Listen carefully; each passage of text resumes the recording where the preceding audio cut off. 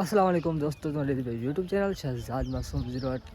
جی کہ تو پتہ ہے کہ آپ ویلوگ بنے رہے ہیں سے آدھے ویلوگ دے وچ آپ تو دکھانے نے ویسے بھون چاواں تے تو پتہ ویڈیو بنانے دا مقصد کیا ہے وہ مینوں بھی پتہ نہیں. اگر تانوں پتہ ہوئے تو جلدی جلدی تو میرے کو کمنٹ سیکشن میں لازمی پتے سو تے سارے ستے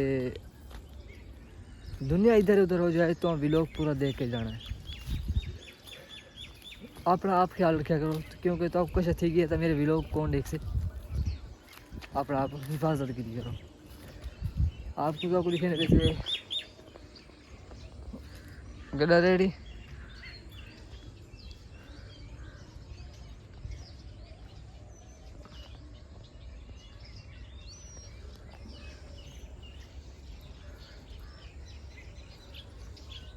اور یہ سارے جس طرح باہر ویڈیو بنا میرے ہوں بھون باہر کھینچ گئے تو اج بھون بھی موقع سے انشاءاللہ